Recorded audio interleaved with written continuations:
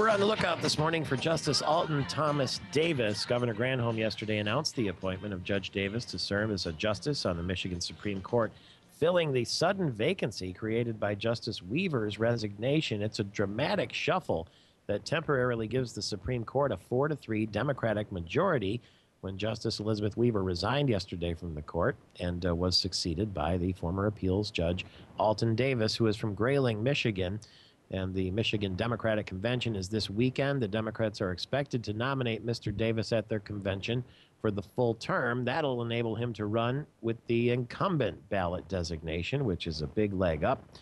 And now the Supreme Court suddenly turned on its head in this surprise move yesterday. For months, political observers had wondered how the chess match between the Democratic and Republican parties would play out with the potential re-election bid of Supreme Court Justice Elizabeth Weaver, nominated in the past by the GOP, but has become so estranged from the party that she helped elect a Democrat Chief Justice. And right now, at 8 minutes before the hour, the newest Supreme Court Justice is on the other end of our line, Justice Alton Thomas Davis. Good morning, sir. Good morning. How are you? That had to be the surprise call of your lifetime yesterday, huh? Yeah, it was a pretty good day. Did you have any sort of rumbling, any sort of notice that this might happen? I knew prior to yesterday that it was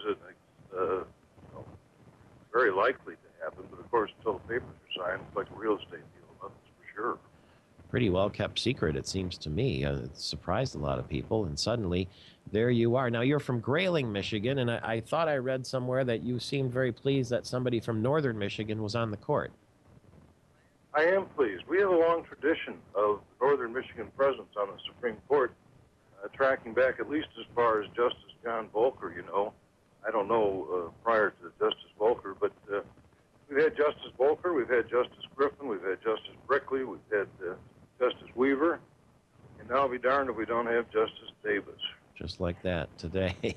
Congratulations. So what happens now? How long can you hold that position? Do you run in November? What happens next? I do.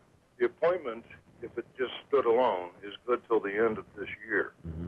So now what I need to do is go to Detroit this weekend and seek nomination from the Democratic Party, and I'm packing my clothes as we speak. That's likely to happen, isn't it? Well, I have great expectations, and yeah, I'm hoping. But, you know, it's up to the delegates. We'll go down there and talk to them. You're going to have to hustle pretty quickly to get a campaign together. Who will you rely on to help you do that?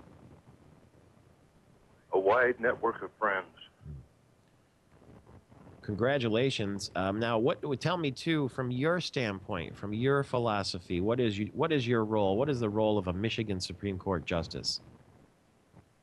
The Supreme Court of the state determines what, if any, cases that are coming up in the course of a year might speak to resolution of problems or lack of clarity in the law. That is their primary purpose. They are the court of last resort. The Court of Appeals that I sit on is primarily a court, or have sat on up until yesterday, is primarily a court that is error correcting. They review the trial cases of the state for correction of any serious error that might have affected the process. The role of the Supreme Court really is to try and settle the law, if possible, so that the practitioners and the judges of the state know what to do. Do you think that the Michigan Supreme Court is more politicized than it ought to be? Well, I don't want to comment on whether it's politicized or not. I think that its reputation has suffered in the past several years, primarily as a result of lack of courtesy, lack of professionalism, that sort of thing amongst the justices of the court, and I'd like to see that stop. My grandmother always told us when we were kids, if you couldn't say something nice about somebody, don't say anything at all. If we at least apply that rule, nothing else can be short of something. All right. Well, we'll let you finish packing your clothes there and make your way to Detroit, and good luck with the nomination this weekend, and congratulations, and welcome to the Michigan Supreme Court. Thank you very much. Thanks for speaking with me this morning. Appreciate the time very much. That's Justice Alton Thomas Davis, who was replacing Justice Weaver, who suddenly stepped down yesterday from the Michigan Supreme Court. We're live